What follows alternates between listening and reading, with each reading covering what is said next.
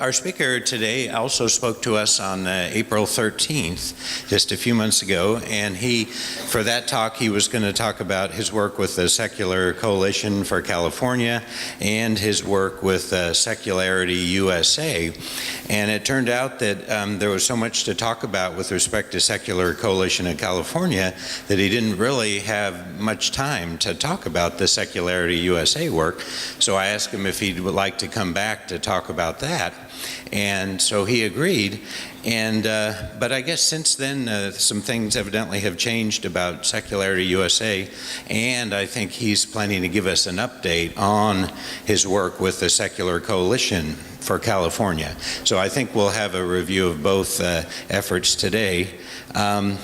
So I'll just read. Tom Manger, the legislative chair for the Secular Coalition for California, will speak on secular activism in California with some discussion of national secular activism, for example, his work with Secularity USA. Tom will give a wrap-up of 2014 California legislation from a secular perspective. He will also talk about activities planned for 2015 and ways you can assist in not just enforcing the separation of church and state, but in reversing the many ways that religion is unduly privileged in existing laws. So please give a warm welcome to Tom Manger.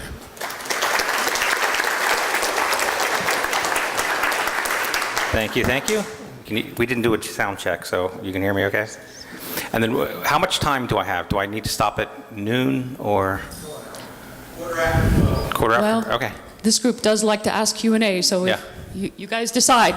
A whole hour, or do you want Q&A? I could probably talk for 2 hours, so. An hour including. Yeah. An hour including Q&A is what we have. Okay, so I was here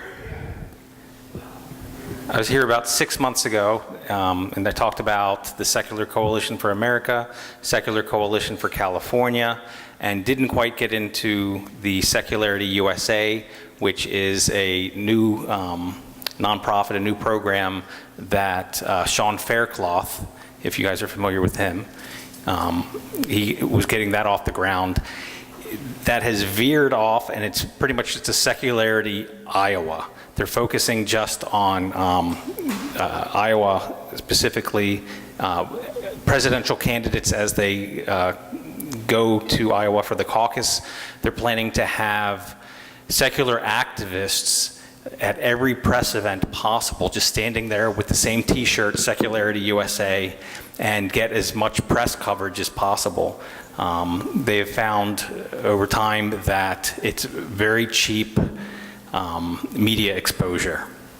There's about 2,000 press events held throughout Iowa during the 9-month caucus period. And anyway, they didn't get the funding they were hoping for, so they've brought it down. And that's about all I'm going to say about Secularity USA. If anybody wants to go to Iowa, there's still opportunities to do that, because the plans were to set up housing for people, travel, get you between the press conferences and the airports and stuff. But not happening at this point. So anyway, I was here before. I'm going to repeat some of what I talked about last time, starting with the Secular Coalition for America. Is this fuzzy to people? It's good to hear. Okay. So anyway, Secular Coalition for America, it's been around for about 12 years. Sean Faircloth being one of the executive directors. And then we had Edwina Rogers, who left unexpectedly this summer. I don't have any of the details associated with that, but I don't really care. My focus is on California. We are specifically a non-theist and atheist organization where we exist to present the atheist viewpoint in the State House. It's specifically lobbying.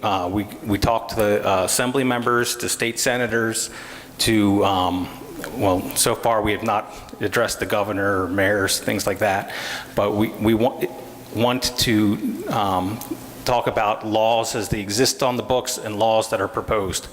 Unlike organizations like the FFRF, Freedom from Religion Foundation, they tend to focus at the judicial level. Not always, but you see them, they get a lot of press coverage for that. And they do get involved in some legislation, but again, their focus is that. It turns out that they are a member of the Secular Coalition. I think it was just this past year that they became a voting member. So the coalition, nowadays there's about 20 voting members. And I guess they contribute financially to the coalition. There are a number of endorsing organizations, and these are usually local and regional groups. This group here could be an endorsing organization. So we're actually looking for people, or for groups like this, to go to the Secular Coalition for America website and register as an endorsing agency. So if the directors of this group want to take it upon themselves to make that decision. We have already done that. You have, okay. I haven't checked the website. And then the allied organizations are just organizations that agree with much of what the Secular Coalition speaks to, but not everything. So here's the voting members. Here's the Freedom from Religion Foundation. I'm pointing this out because we have Judy Saint in the audience from Sacramento. She just started, I think, the latest, or the most recent chapter in the Sacramento area. And very quickly, was it you or CORE that got up the 55 billboards? FFRF. They put up 55 billboards around the Sacramento area, just giving letting people know that there are non-theists in the area. So endorsing members, I think there's about 200 endorsing groups, and apparently this group is one of them. And then allied members, you've got the Americans United for Separation of Church and State. They do pretty much what we do, but they include theistic viewpoint. They're very much focused on separation of church and state, but their director, or their, I guess, executive director, Barry Lynn, is he's a reverend. And so back in 2012, I think I have this too close. Back in 2012, the Secular Coalition for America went out and set up chapters in all 50 states. They have, I believe, chapters in all states, just not all have advanced as far as others. California, we're pretty well along the way. Arizona, they actually are a complete, they were formed before the SCA, the national group, had started forming state chapters, and they're just doing wonderful things. They have funding. They, for a while, had a full-time lobbyist at their state house, but I haven't heard anything further. But they do make it into the media quite a bit. So the California chapter, we're specifically we work at the state level. We're not a 501c3 nonprofit, we're a 501c4. And so we have the ability to lobby on specific bills, which you cannot do as a 501c3. And if you guys know about churches where they lobby for specific candidates, we can do that, whereas a religious organization that's a 501c3 cannot. And we do spend a good bit of time directly contacting legislators in Sacramento. So our goals, besides just actually lobbying on bills, is to get people involved. One of the best things you can do is go to the national website, secular.org, and just register your email address. That gets you on the list for action alerts. And then they have like 3 different newsletters that they do. They have a Secular Coalition morning read, which I read religiously. It just links to recent news articles. They have a weekly update call on Thursday mornings, and they send out an email that gets discussed on that Thursday morning call. There's a Friday wrap-up email, and then the action alerts. And I think you have to sign up for each of those separately.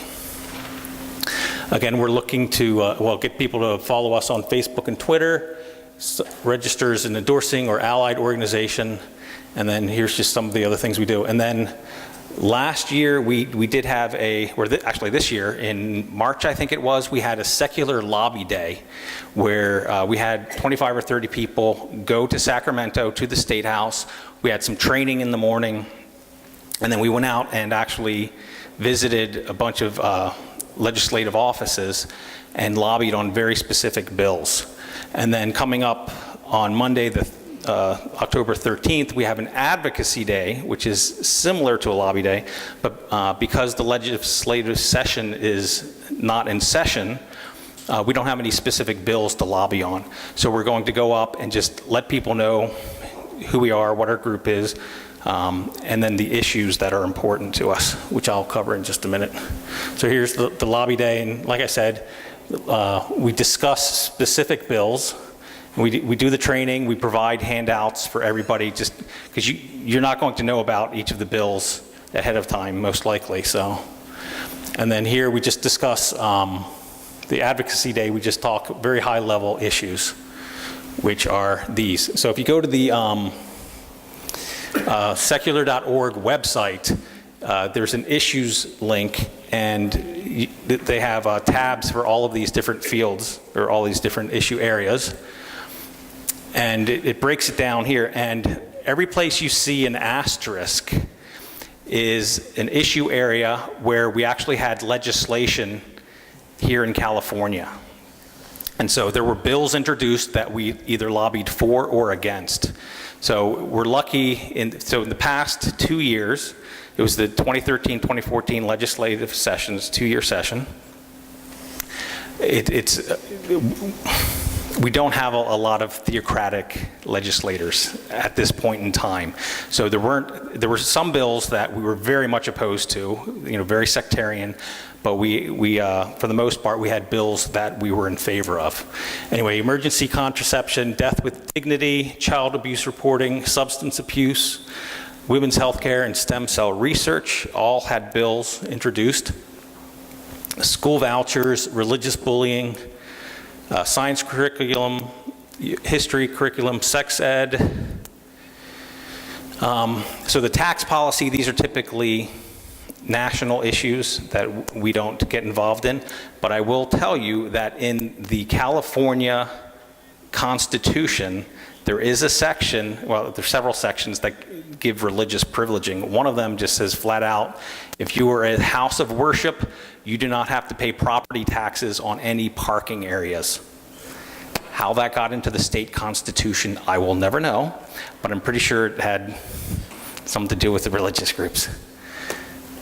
Areas of discrimination, know about lots happened with civil marriage, job discrimination, religious charities, and Boy Scouts. Last year, they allowed gay scouts, but they still don't allow gay leaders. And there was a bill introduced to cut funding if they didn't change that, and they ended up changing. But again, that was a bill at the state level, not the national level. Actually, there weren't any bills specific to legislative prayer, but there has been legislative sessions where, like county offices where they still do prayer, and then they still introduce policy based on religion. And military, we don't typically get involved in. And same thing with international. So early this year, the National Secular Coalition for America finally published a model secular policy guide. I meant to bring a couple copies with me that I could hand out, but I'm getting several boxes shipped to me for Advocacy Day on October 13th. So we're going to be going around and dropping off it's a 48-page booklet that gives examples of legislation specific to all of these issue areas. It also gives justifications. It links back to research and demographics, statistics, things like that. So we'll be dropping that off with everybody. So here's where I could talk about 3 hours about legislation. So I gave you guys, when I was here 6 months ago, we were right in the thick of the legislative session, and things change rapidly. We have to keep track of things on a daily basis because as bills are moved through the process, they can be amended at any point in time. And if we're not keeping track of that, there can be some sectarian change introduced, and we're not there to oppose it. So anyway, the legislative process in California, it starts January 6th. Any new legislators are introduced to the session. All bills have to be registered with the Secretary of State by February 21st. So if they don't, write out a bill and get the paperwork in, it's not up for a vote for that year. So that's helpful for people who are trying to track the legislation, because there's several thousand bills that are introduced over a 2-year process. So from February 21st to May 30th, if a bill is introduced in the Assembly, it has to get through whatever committees, has passed, get voted through them, and passed on the floor in the Assembly. If it doesn't pass through the Assembly, it's dead for the year. So that's called passing the House of Origin. And there's a lot of focus, once a bill passes the House of Origin, it's forgotten about, because legislators are trying to get other bills past the House of Origin. And then come June 1st, everybody's looking to get their bill through committee in the other house, and they have until August 31st to get it through that second house. It's gone all the way through, and so August 31st is come and gone, and at this point in time, we're here in the middle of September, we have tons of bills that have passed both houses, and we don't know if they're going to pass because the governor still has veto power. So I'm going to be talking about legislation, and I just don't know the status. Some has already been chaptered where he actually signed it, and it's now part of our law. But you're going to see a lot of bills that are just pending because we have to wait another 2 weeks. And what's interesting is he tends to wait until the end of September to do anything with the most controversial bills.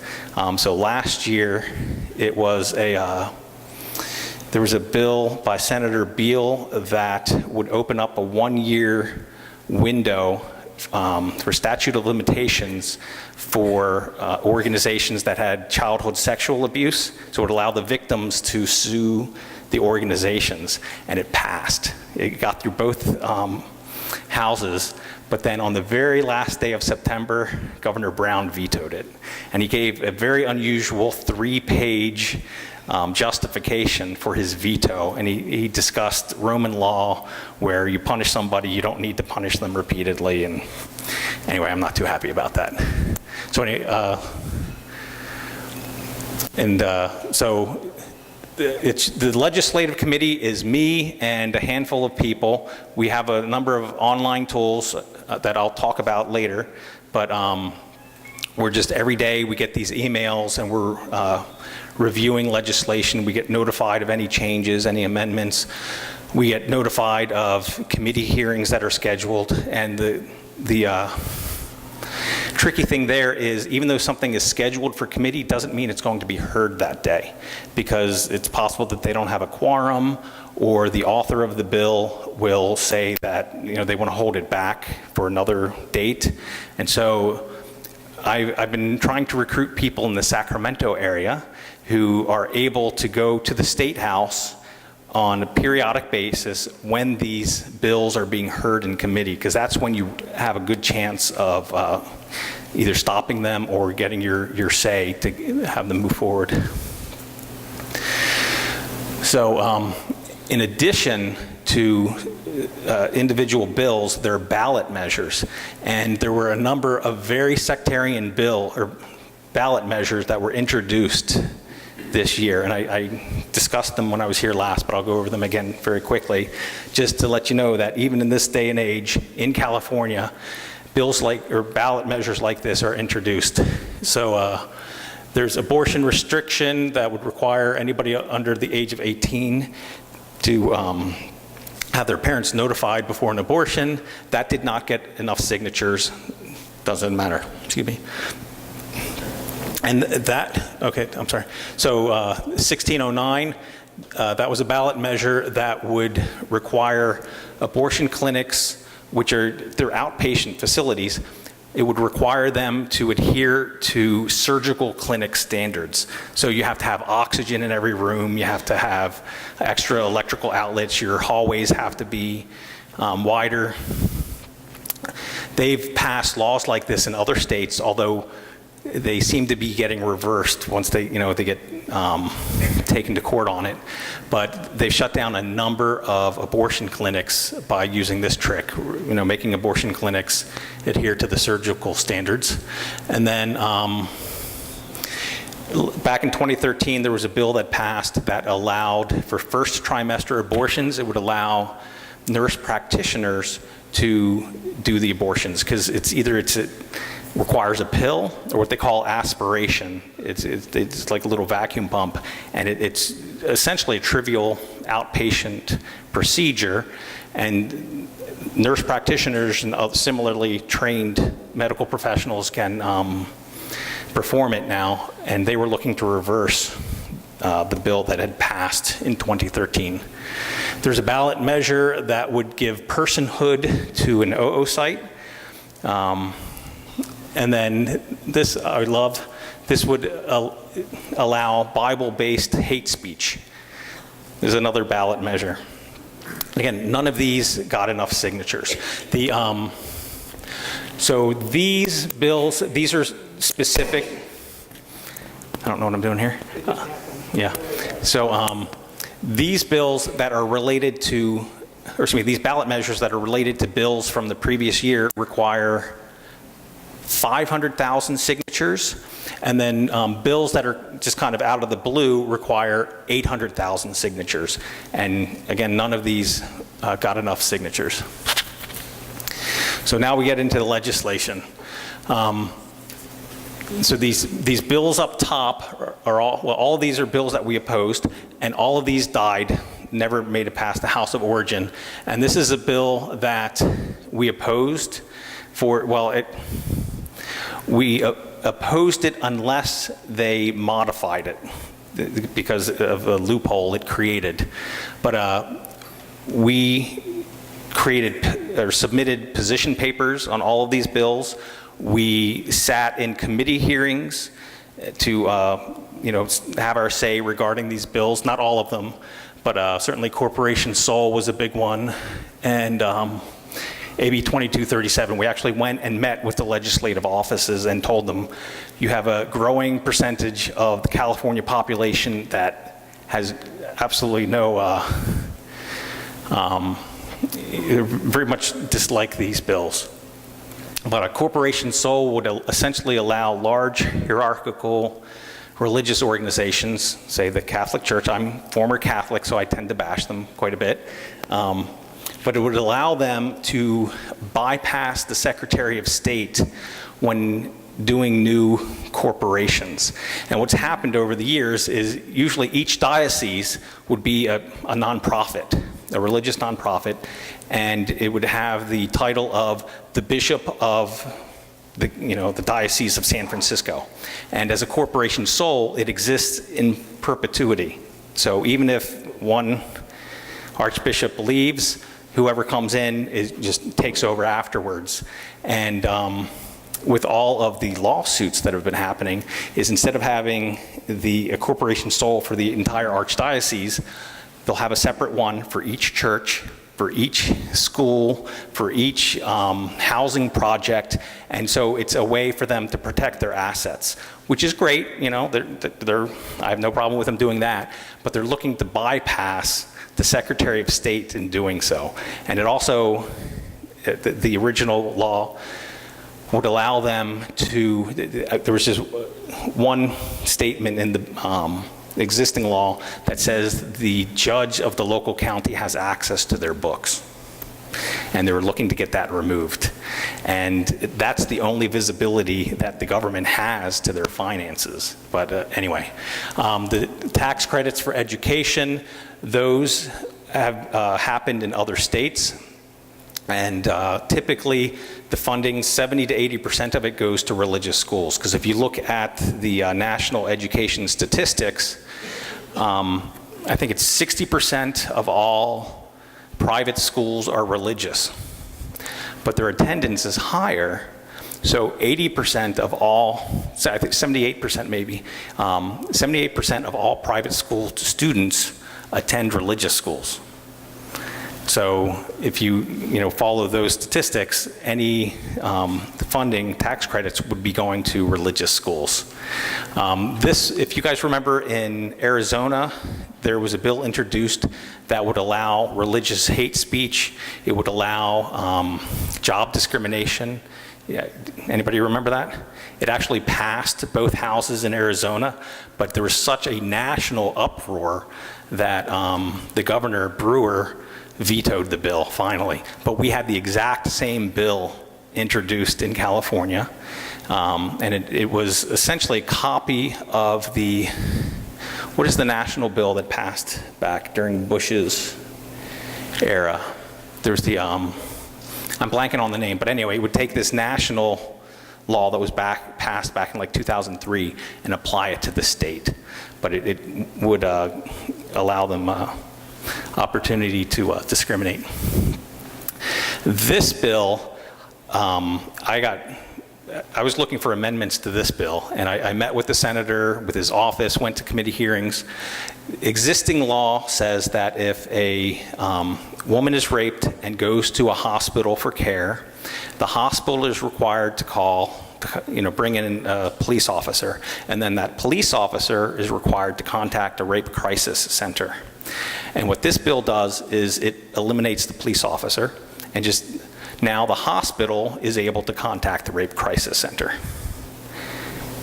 Not a big deal unless the rape crisis center is from a religious organization.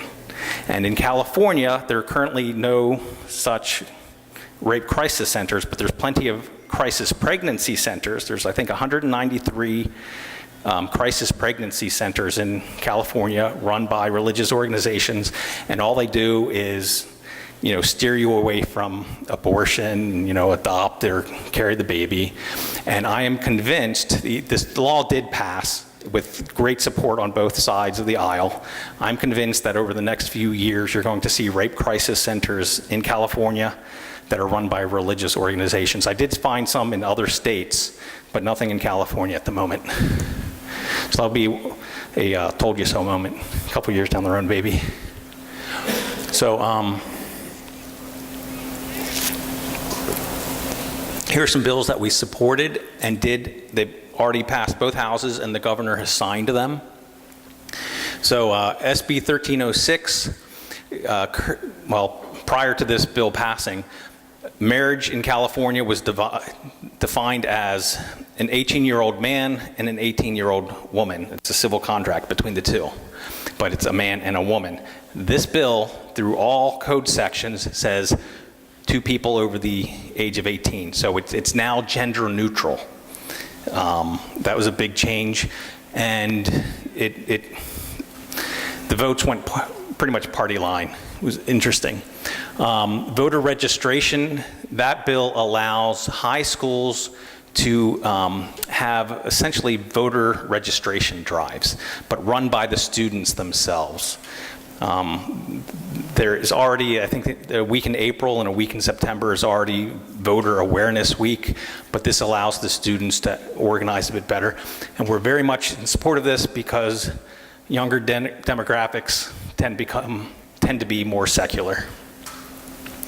1906, not a huge deal, but like today there's a religious organization holding worship in the building over there. They do that at grade schools, elementary schools, high schools, community colleges. And in many instances, they were getting under market rates to have mass in these publicly held facilities. And this requires that the actual costs to the facility be passed on to whoever's renting it. And that applies to both religious organizations as well as secular organizations. And then AB 2560 just requires that any teachers get additional training related to child abuse reporting, because there was a law, I'm blanking on the actual name of it, but it defines what's called a mandated reporter. So if you're a teacher, policeman, fireman, social worker, and you have reason to believe that a child is being abused or neglected, you're required by law to report it. And this just requires that teachers get additional training. So I don't know if you want me to go through all of these, but these are the bills. Actually, I have 2 pages of them. So I won't go through all of them. I'll highlight a few. But these are bills that were introduced in the Assembly and have passed both houses. They're sitting on the governor's desk, and we'll know in the next 2 weeks whether they pass or not. I guess some of the more important ones, the charter schools, AB 913, it requires that they adhere to the same open meeting standards as public schools, because at this point in time they can have closed door sessions and nobody knows what they're doing. Marriage solemnization, that's a bill that we didn't oppose it, but we wanted it amended. It allows, right now, you know that you can have judges and mayors and other government officials can solemnize a wedding. You can get married with those officials. This adds city clerks to the list of people who can solemnize a wedding, which is great. It gives, because religious organizations will not marry do the same-sex weddings. So this gives them a lot more options.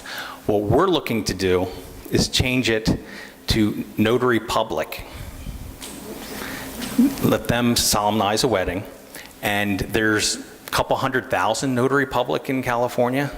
And so that would just really level the playing field, hopefully change the, the whole religious aspect of it. Because you can still, over the past several years in California, there have been a number of bills related to marriage. And I think it was back in 2012, they changed the actual definition so that it's a civil contract between a man and a woman. And then, the subsequent year, they changed it to 2 people over the age of 18.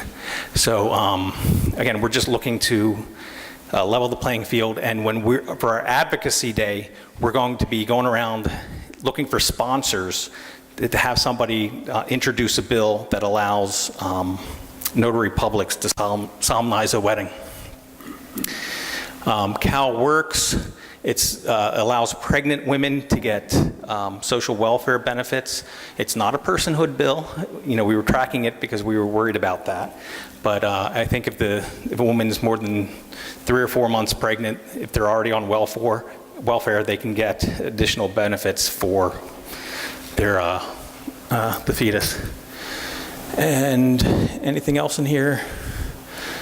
Okay, so none of those other ones are groundbreaking. There's another bill, SB 113, that would allow 15-year-olds to pre-register, which is, the other bill that already did pass allows actual registration, but those are for the seniors who are about to graduate. This would allow them to get into the system, and again, that helps us to get more youth voting, which is what we want. Now, this one here, income taxes credits for education funds, that goes to a different fund that religious organizations can't even touch, so we supported it. These 2 bills by Beal, he's the one who introduced the bill that would open up the statute of limitations for childhood sexual abuse. What he's doing with these bills is changing the statute of limitations from age 26 to the age 40. So it gives them 14 more years to bring suit against either the individual or the organization behind it. Senator Mitchell introduced a bill that will make contraceptives a mandated part of Medi-Cal. So it's required for all insurance. Very much in favor of that. Nothing here. This, we didn't put in any position papers or what have you, but we were very much shocked to see a bill like this. So what it does is it says that, because apparently inmates, female inmates, are coerced into getting sterilized. Because they're getting raped by guards, I guess, you know, they interact with male inmates. And so anyway, they're being coerced, and they're trying to put an end to that. And anyway, we stayed out of it, but we've been tracking it anyway. And I completely forget what this bill is, and then this one would just require additional sex ed education specific to abuse and trafficking. And that's a very quick rundown of everything that happened this year. I won't even go into what's going on or what happened in 2013, but these are all bills that we that we supported, and you can see that some of them passed, some of them failed. And these white ones are bills that never made it past the House of Origin. They didn't get to the governor's desk. Here are bills that we opposed, and again, you can see in 2013, lots of bills, or at least a handful of bills to get up in arms about.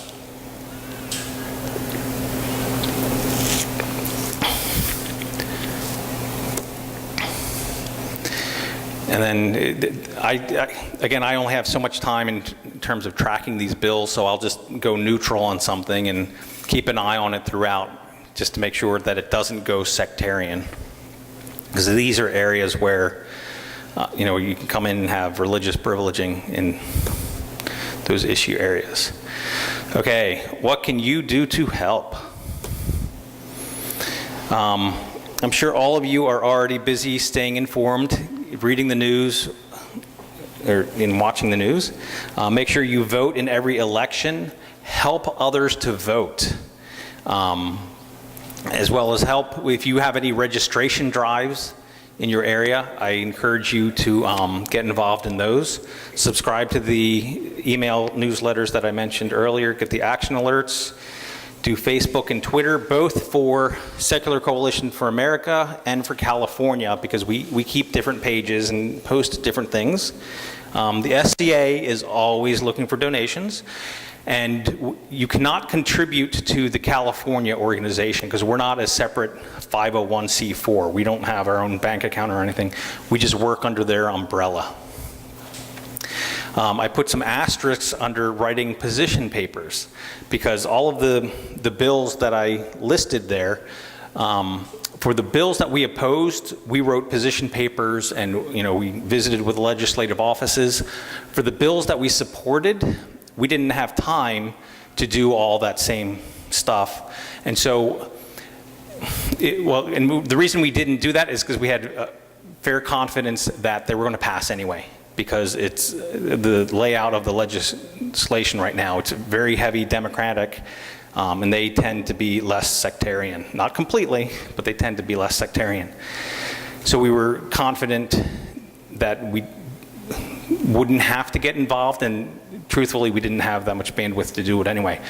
But what happens is we don't get our name out. You know, we're not able to get that non-theist viewpoint in front of the legislators. You know, in the instances where we were doing position papers and sitting in committee hearings, they know about us, they're learning what our issues are, but we don't want to be just against stuff. We want to be for stuff. And anyway, the position papers can be one paragraph. The ones I wrote for the bills that we opposed, it took me about an hour, and they were page to 2-page tops, because you make it longer, they don't read it anyway. And plus the legislative offices, they have analysts who write, you know, these 10, 20, 30 page analyses about the different bills.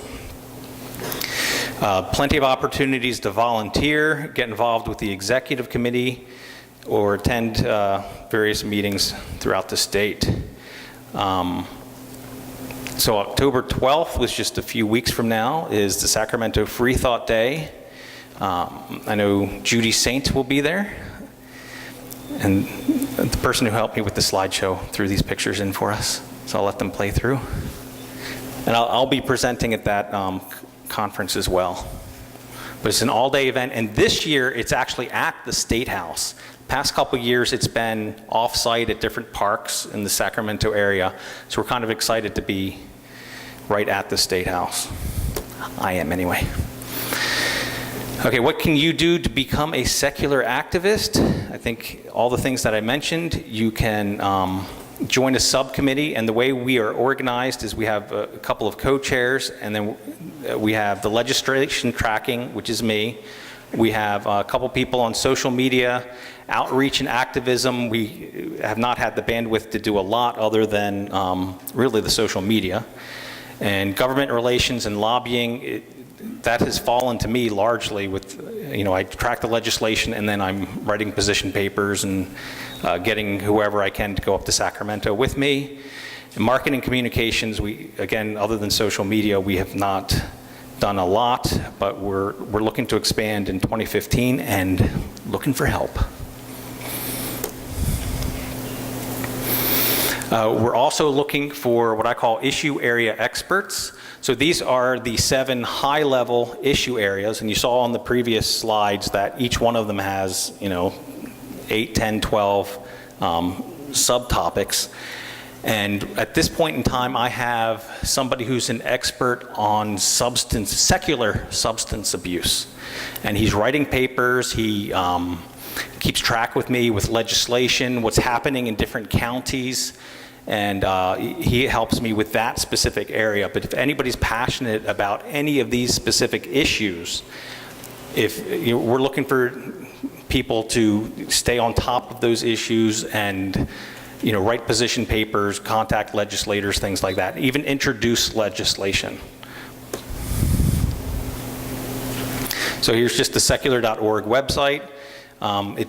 They don't have I don't think it's a great link to actually sign up. They don't make it that easy, so you have to look for it. Help with the tracking legislation. So I have several tools that I use. I get a daily email, which is kind of the start of my tracking. It's a service I pay for throughout the year, and the email tells me about the upcoming hearings, all of the changes, and then what you don't see on the page is I do these keyword searches, and it's a search every single day on everything from abortion to faith to, I've got like 50 or 60 different keywords, and if that word appears in a piece of legislation, it'll show up in my email, and then I have to go in and read any amendments, but it's a lot of reading. And this past year, I had 2 other people helping with keeping an eye on the legislation. I get the email in, and then I forward it to a Yahoo group, which goes to all the other people, and they track different keywords. Just split it up that way. This is just a screenshot of the tool that I use, and can you see how it shows how where the bill has gone? I'm sorry? You can't see it? Okay. Anyway, on my screen, it shows, it says, so each bill has to be read in the House or the Senate 3 times. So it says it was read first, second, third reading, it passed. Went to the other house, had its first, second, third reading, it passed. There were some changes, so they had to concur, which they did. It gets enrolled with the Secretary of State. They then hand it off to the governor, he signed it, and then the Secretary of State chapters it and actually embeds it in the California code. And at that point, it's law, and you can see it on the website where you can see code. And this is where I track off some stuff we're doing that's not official Secular Coalition for America. There's 2 projects that are directly related and one that's not. Anyway, I talked about this last time I was here. What we're doing is we're going to existing code. California code, and we're doing keyword searches in all the code sections for the same keywords: faith, abortion, adoption, things like that, and looking at the sectarian laws that already exist. And once we get all the way through, we'll have a catalog of sectarian laws, everything from, the portion of the Constitution that gives religious organizations a waiver for property taxes for parking. So that's something that we want to address at some point in time, reverse it, get it out of our Constitution. I highlight this one because it gives, again, you can't read it. Okay,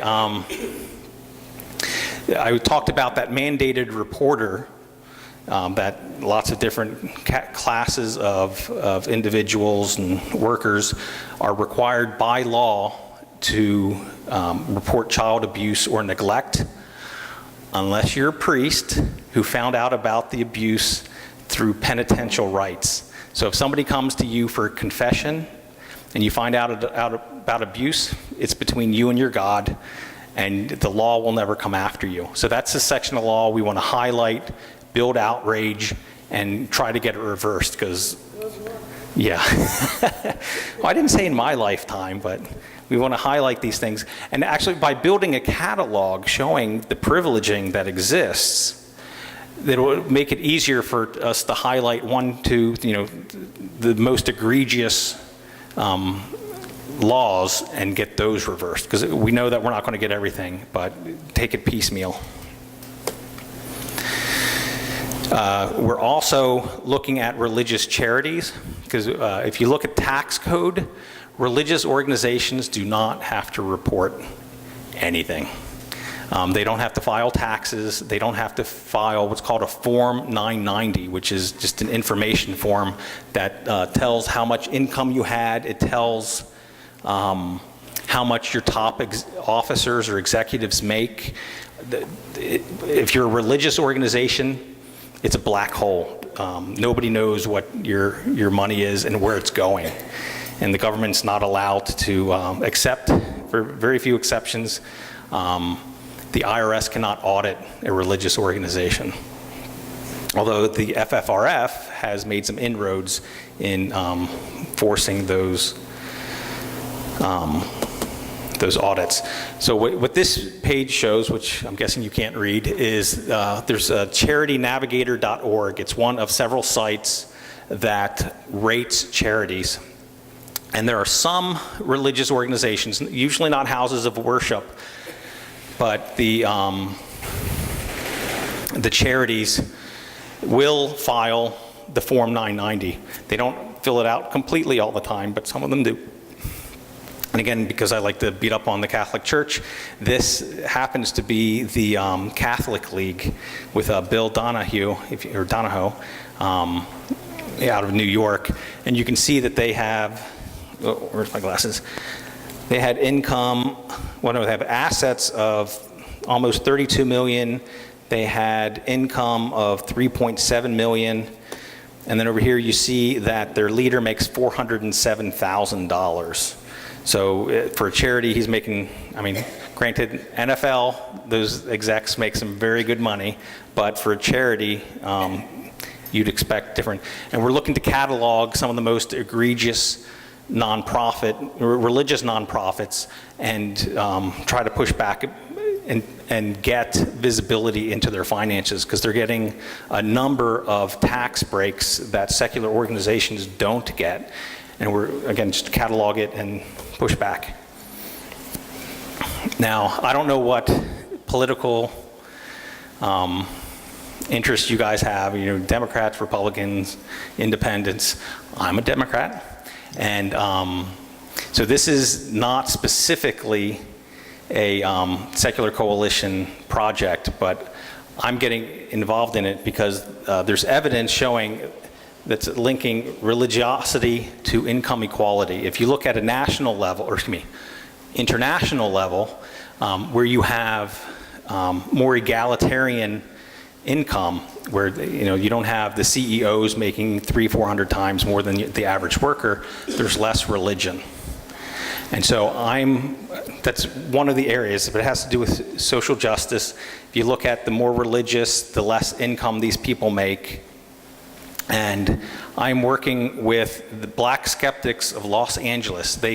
I reached out to them after this woman here, Sikvu Hutchison, wrote an article in the New York Times. I reached out to her, and this coming 2015, I'm not only going to be doing all my keyword searches for abortion and the strictly secular things, but more social justice. So she wants to focus on imprisonment, uneven, because is it this year? There's a bill. Yeah, there is a bill that equalizes the sentencing for crack cocaine and powder cocaine. Because right now, if crack cocaine, it's the same thing, but crack cocaine, you're going to go to jail for a much longer time period.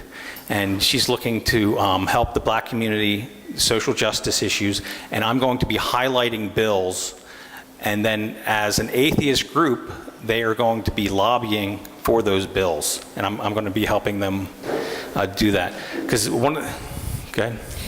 Is it possible to get a couple questions in before we break? Yeah. Would you be okay with that, with Yeah. what you have left? Yeah, because this is, that was my last slide. All right.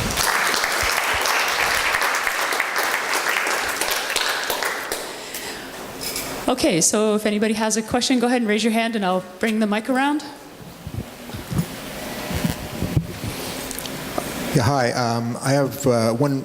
I just want to make some announcement. It's sort of Barry Lynn, you mentioned he's going to be talking Wednesday night at the atheist community of San Jose, for anybody who doesn't know that. I did have a question.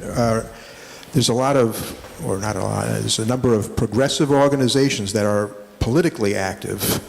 And is there any interaction between secular organizations and politically oriented organizations? Minimal. I mean, I'm not involved with them. And atheists are a much maligned group. I've had legislators who are like, no, please don't endorse my bill. And I go along with it because, if it's a bill we support anyway. So they don't want the backing of our group. In terms of social justice, there are not a lot of secular groups that are pushing for it. I think American Humanist is making inroads in that area, and I'm looking to do the exact same thing. Instead of being against stuff, I think we need to be for stuff. And this is, under the Secular Coalition umbrella, I cannot lobby for them, but working with them, I can.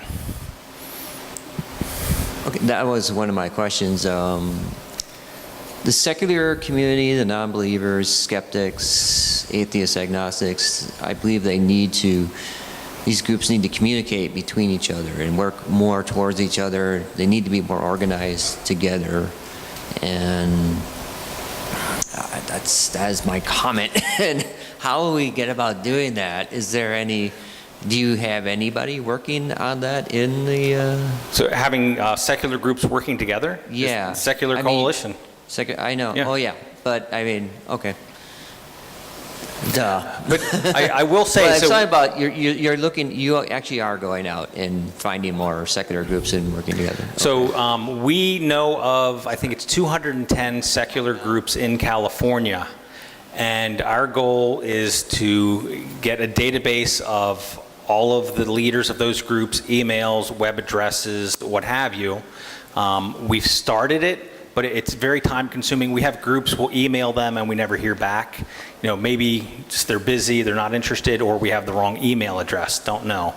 So that's just one of many inroads that we're working on. Thank you. It's sort of related to the first question that was asked. What are the positions of religious or faith-based organizations on political or social issues, other issues, broader issues, like social justice, environment, and so on? And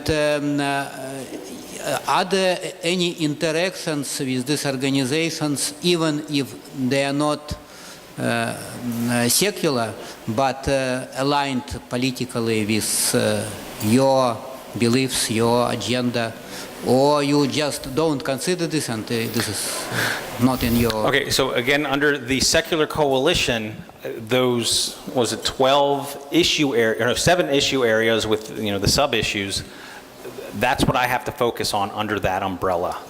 I think at the secular community, we need to start addressing some of those social justice issues.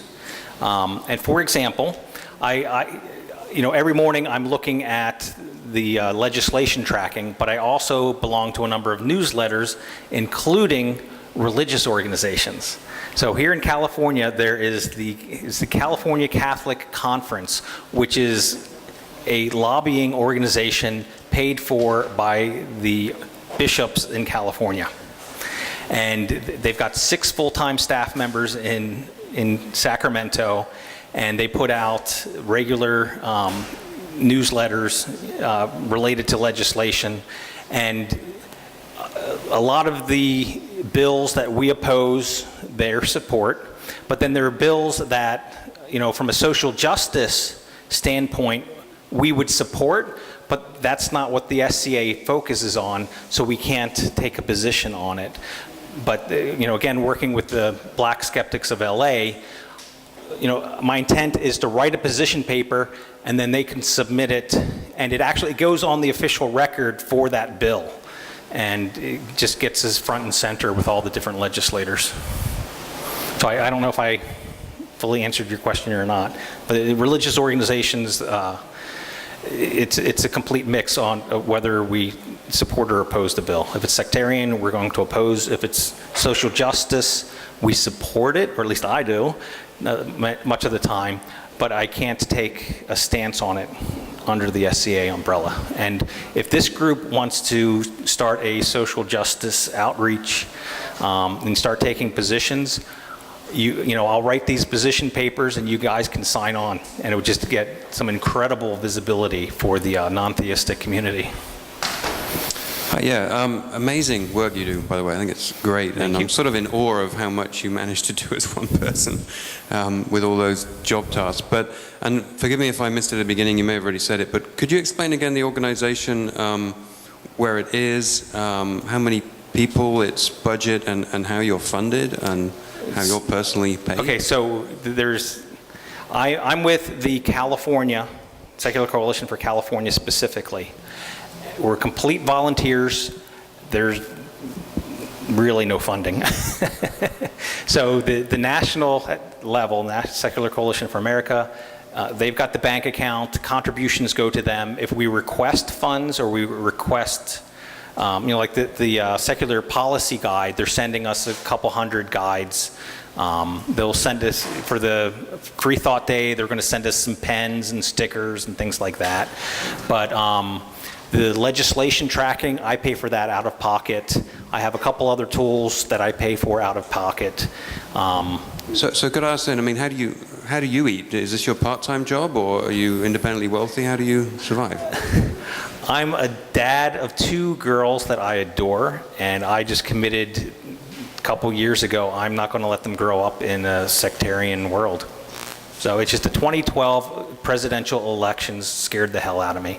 You just seeing all those misogynistic candidates just really got my goat, to say the least. And so I think legislation is the best method we have to affect change. At the judicial level, that's important. We can make a lot of changes, but it's more hit and miss.